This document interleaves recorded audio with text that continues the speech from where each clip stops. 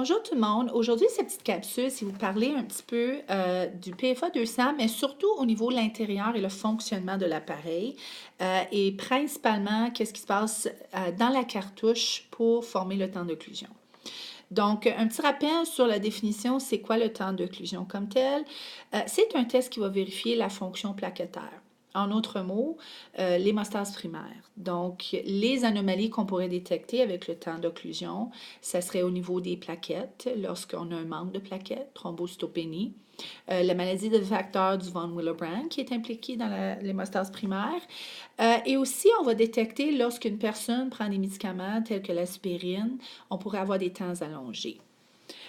Donc, si je prends ma petite, je vais juste, excusez-moi, on va tasser le petit appareil pour une seconde pour montrer un petit peu la cartouche, parce que c'est surtout les cartouches dont je veux vous expliquer aujourd'hui. Donc, à l'intérieur de la cartouche comme telle, nous avons ici, la partie la plus importante, c'est ce qu'on appelle la membrane.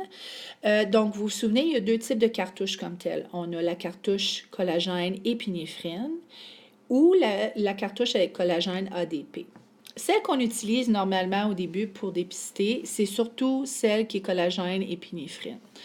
Donc, sur ces membranes-là, il y a du collagène et de l'épinéphrine justement pour activer les plaquettes et pour qu'ils puissent s'adhérer au niveau de la surface de la membrane et aussi s'agréger en tant que tel.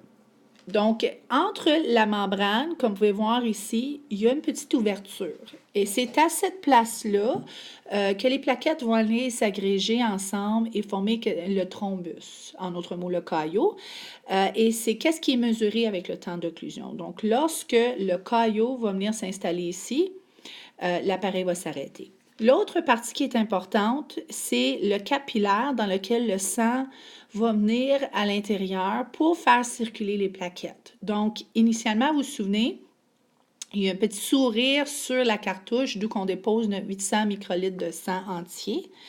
Donc, lorsque je dépose mon sang à l'intérieur, lui va rentrer ici et il va être poussé aussi par la petite solution déclenchante qu'on a dans l'appareil qui sert à créer une pression constante dans la cartouche qui va simuler un petit peu la pression du sang dans un capillaire normal.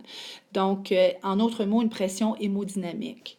Donc, à mesure que le sang va continuer à rentrer dans le capillaire, là, les plaquettes commencent à se disperser. Donc, rendu à la membrane, ils vont commencer à s'adhérer à la surface, s'activer et ils vont s'agréger un par-dessus l'autre pour former justement un petit caillot qui va venir bloquer justement l'ouverture de ma membrane. À ce moment, c'est là que normalement l'appareil va s'arrêter car le principe comme tel de l'appareil, c'est de mesurer la lumière qui est transmise dans cette ouverture. Si l'ouverture est bloquée, il n'y a plus de lumière qui est transmise et l'appareil s'arrête, il va imprimer les résultats. Le temps d'occlusion sur le PFA se mesure en secondes. Donc, pour une cartouche de collagène épinéphrine, on va dire que le temps normal tourne autour de 90 à 180 secondes. Puis, pour le collagène ADP, c'est entre 50 à 120 secondes. Donc, si le temps est allongé pour notre collagène épinéphrine, donc là, on peut suspecter plusieurs choses. Une thrombocytopénie, une anomalie au niveau de la fonction des plaquettes. Ça pourrait être aussi la prise d'aspirine parce que l'aspirine va bloquer les fonctions de l'épinéphrine. Et ça pourrait être la maladie de von Willebrand. Pour voir si c'est vraiment une anomalie ou une affection chez la personne ou si c'est tout simplement la prise d'aspirine, à ce moment, on ferait une collagène ADP parce que l'ADP n'est pas affecté par l'aspirine.